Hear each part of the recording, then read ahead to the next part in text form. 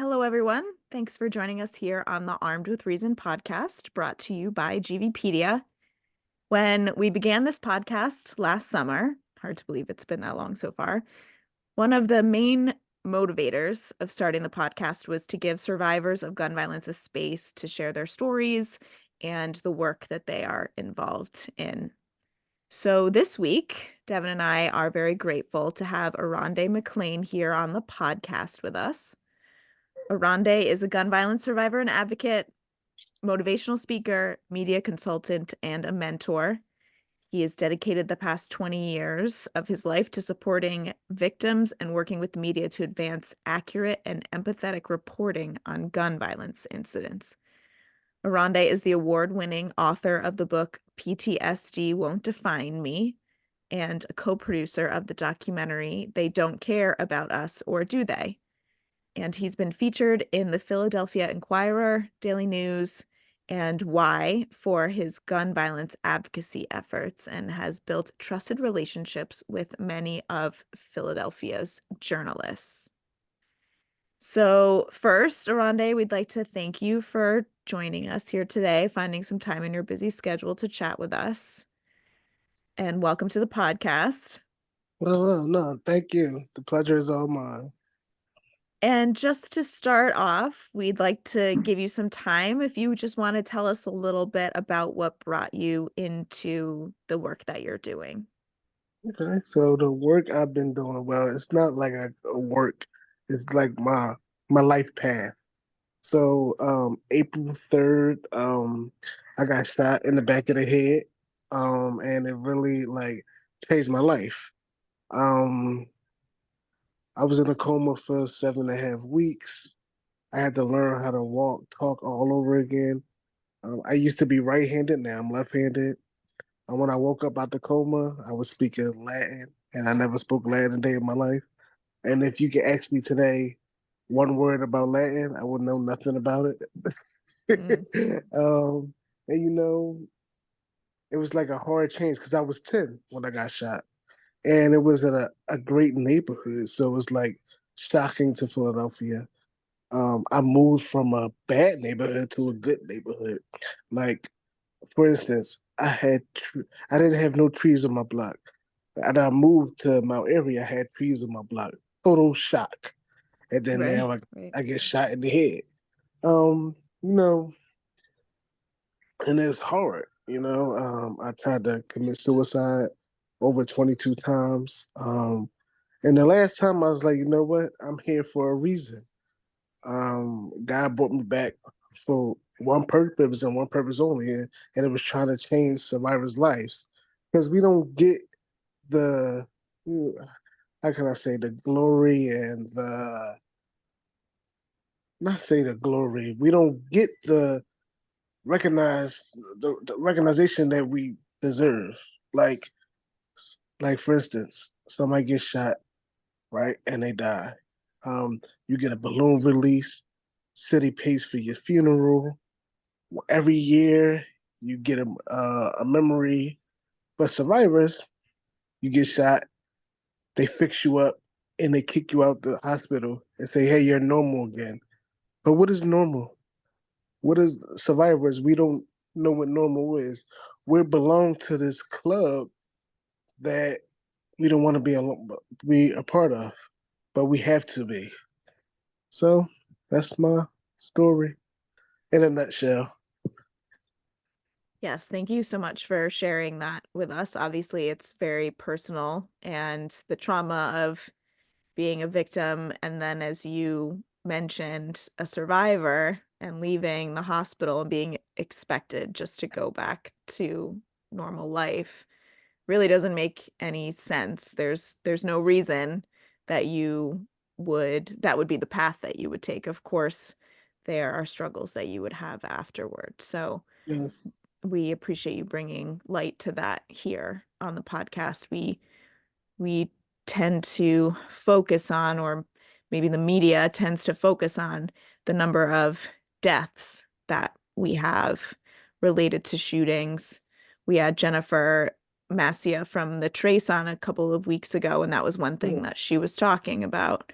But we might see just a number, right? 2 or 4 or 10, or, unfortunately last week in Kansas City at the parade, 22 Yeah, people injured, but their journey, their challenges are just starting. yeah, So, when we met initially, Devin and I were at the Center for American Progress conference in Washington, D.C., and Oronde was there presenting on the media and the media's influence and involvement with gun violence victims, survivors, their families within the community, and definitely opened our eyes up to some things that I certainly hadn't necessarily thought of. For instance, the loved ones of somebody who's been shot, finding out that that individual's been shot through the media, which is hmm just really, really mind-boggling. hmm So we know that you are doing important work at the Philadelphia Center for Gun Violence Reporting. Can yes, you tell us a little bit more about that? Give us some insight into what they focus on there.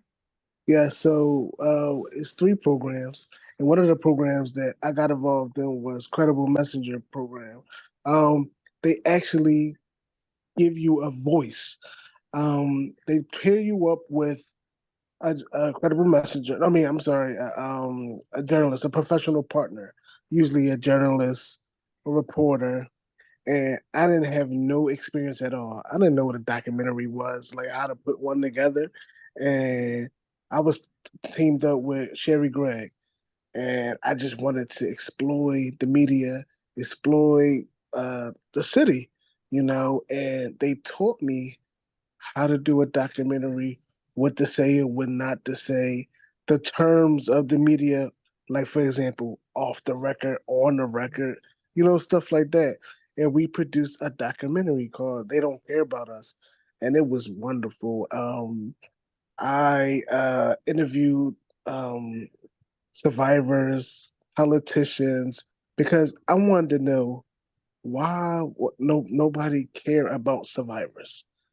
Nobody cared about survivors. And then when I was going along, politicians, doctors, psychiatrists, I found out later on their brother got shot, their uncles got shot, sisters got shot. That's why they're in this position of power, because they want to change it. So I was like, oh man, I felt like a fool, but the documentary went great. Now I'm the newsroom liaison. Um, I was from PCGVR, so I'm kicking down doors, Channel 3, Channel 6, Channel 10, and trying to change the narrative of the newsroom, because harmful reporting is really, really bad. Yes, And absolutely. don't get me wrong, the reporters, they have a job to do. It is not always their fault, because they have a job to do. If a story on their desk, they have to go cover it. They just don't know how harmful it is. 7 reporters knocking on a mother's door and they just lost somebody. So we're trying to change the narrative on how to approach a survivor, how to approach a co-victim. And we're doing excellent work. We just got some research going with Dr. Beard, like the credible messengers. And now I just accepted I'm a Stoneleigh fellow. So now I got this big project that I'm doing. PCGVR is my company also. So we're doing a directory of cities of Philadelphia, right? I got journalists and I got survivors. I'm bringing them together because, for example, like a couple weeks ago, a journalist called me and said, "Hey, Rondé, um, a 3-year-old just got shot." And I said, "Okay, well, this is in another part of town. Can you go with me, or can you tell me about it?" Like, what you mean? How can I can't help you with that. And it's bringing me back on all the traumas and triggers that I have. So now we're teaching survivors how to be credible messengers So we're creating the app and a website. So journalists will have. So say for instance, it was in KNA because it's in Allegheny.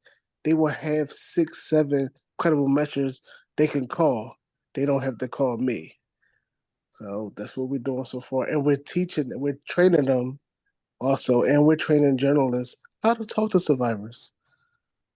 So that's what we're doing so far. And that makes a lot of sense, right? Journalists certainly have a job to do, but there's also a code of ethics that Yeah. you have to prescribe to as a Mhm. journalist. So that's really important for them to keep in mind, right? It's not just about getting the story. Yeah. It's about the people that you're telling the stories about. And it's not a and it's like, well, you got this amazing story, right? Oh my God, you're the number one. You got the amazing story, but what about the follow up? You Right. don't have no follow up story.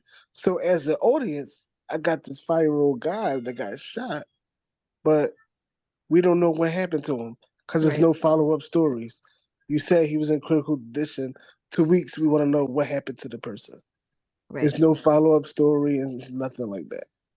So we're trying to push that, and it's working. Also, like we're seeing results. And I'd kind of like to jump in here on a couple of the points you've raised. And one is kind of about the lack of care, as it were, for people who have survived gunshots. Most often, the focus is on those who have died, and there'll be the uh, media attention on those instances. For example, with the definition of mass shootings, the Gun Violence Archive treats them as 4 more people shot, recognizing that oftentimes the difference between life and death is a matter of millimeters. But some of the pushback to that is like, oh, we should only focus on cases where 4 or more are killed. Mm. And to me, that erases the victims of injuries who have all this trauma going forward, whose lives have been upended. And it's just like, oh, they were just injured, they'll be fine. And it's just kind of gross negligence in a way on the part of some. And it also appears on the data side as well. For example, like we do have firm figures from the CDC of how many people are killed from guns every year. We Mm. still do not have a firm figure for how many people are shot by guns each year. They come from just a survey of a handful of hospitals and then they extrapolate. And with all the resources, you'd think you'd be able to figure out how many people are actually shot, where, and to help provide the resources there. But even at the data level, there seems to be a systematic uncaring of people who are survivors. And I kind of want to tie that into an overarching question of what are some of the biggest harmful practices that you see in media coverage? And on the flip side, what are some of the improvements that you've seen recently and what you've been doing? Okay, that's a great question. So the bad stuff we see, harmful, um, white sheets, uh, yellow tape, um, blood, and all the images that you see on the news can be triggering to somebody like myself or other survivors. Stuff that you see where they keep showing the suspect or the killer, or they say the person that was 31, but he was really 18. Stuff like that. Good stuff that we see, like for instance, one of the news stations, it had a bad image and a bad video, and PCGVR we called and they erased it. So they listening to us. It's like, okay, we see what y'all doing. We see what y'all about, and let's erase that. And they erased it. Yeah, And, and that's and really, it, go ahead. I was just going to say that's very good that they're listening. It seems to be that it's more born out of ignorance and like a journalist's job, particularly in the modern media market is to get like clicks on the page. And Mhm. sometimes the drive to do that just overwhelms everything else. And it's good that they're realizing that, like, oh, I shouldn't be doing these certain practices and holding Yeah, that. and they listen. They listening to us. They're talking to us. They letting us in their newsroom. Well, what survivor are going to newsrooms trying to change the narrative? What company like PCGVR is really putting the work in newsrooms? So You mentioned the Stoneleigh Foundation in your yes. early on. So I just wanted to give you an opportunity to share with our listeners about the Stoneleigh Foundation, the work that they do, the work you're doing with them. I don't know all that much about them, so I'm certainly interested to Oh learn more yeah. as well. So the Stoneleigh Foundation, they have a couple fellows, and one of them was myself, and they're doing gun violence prevention. And my project got picked. Oh, So like I fantastic. said, yeah. So I said earlier is I'm doing a directory in Philadelphia, and they're sponsoring that for the next 2 years. Um, I'm putting journalists and survivors together so they can learn from one another and learn how to talk from one another. And we're having classes. One of the first class will be March 18th, and we'll be paying survivors like for their time because a lot of people don't do that. They don't give them no stipend or anything like that, and we're giving them an opportunity to speak to journalists to see what's going on, how they can work on each other. And you'll have a lot of credible messengers in areas. So, for example, say if you a journalist and you be like, "Oh, I have something going on this block," rather than you rushing to the person's house, you got 4 or 5 credible messages that you can call and see what's going on. So, Yeah, that makes a lot of sense, having sort of a buffer between yeah, the journalist and somebody who may not want to speak to them, may be grieving, whatever the situation is. I think yes, that's really brilliant.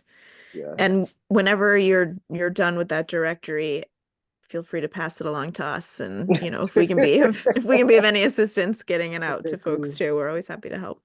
We was just at y'all in Washington, right? Yes. We was just in NBC4 talking about it.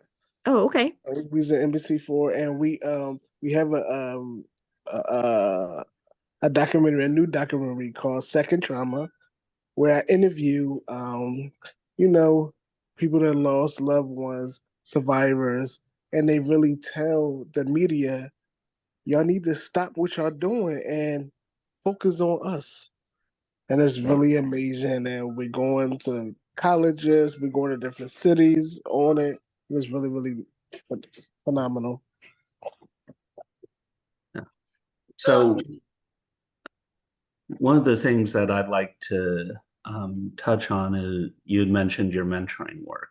And I'm really interested in that, particularly how you've been in the past mentoring teens who have been arrested. And one of the common lines from pro gun advocates tends to be lumping all gun violence that occurs in cities such as Philadelphia as, and I do hesitate to use these terms. And if you're not watching the video, I'm using air quotes here, but gang violence or even the work of thugs, with the implication that those lives that are being lost or altered forever are worth less than other people who live elsewhere. And this is even used to throw doubt on guns being the number one killer of children and teens. I've seen in so many social media commentaries where they're like, "Oh yes, but that includes these gangbangers from cities, and therefore those shouldn't count towards the statistic," which is, I mean, to me, just galling. But I was wondering if you could talk about your experience during the mentoring work and how that may challenge those talking points Yeah, that so so this often come up. okay, sure. Yeah, that's a great question. And this don't have nothing to do with PGVR. This was with the McClain Foundation. We was mentoring young teenagers that had gun charges, and people are people. Humans are humans. And that's another thing: harmful reporting, harmful language, thugs, and that's people are still people. You have to sit down with the person and let them know what's going on. Because especially teenagers, I had a couple teenagers. They was just carrying guns because they want to protect themselves because they saw their father get killed. They saw their best friends get killed. So we have to sit down and figure out what actually is the issue. Yeah. That's just my opinion, and I don't label anybody. I call everybody by their first name. So if we start doing that, I think the violence will go down. Yeah. Would you say, I know you mentioned that there was an instance where a photo was put up and it was triggering to victims. You asked for it to be taken down and it was taken down, which is obviously progress. But would you say when you meet with journalists, a majority of them are interested at changing their vocabulary if they're using words that they shouldn't, or they're interested in the feedback, or is there some hesitation there in the field?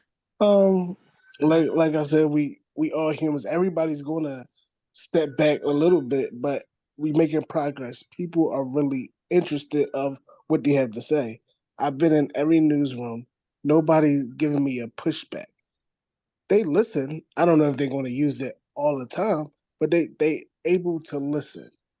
So I think that's progress.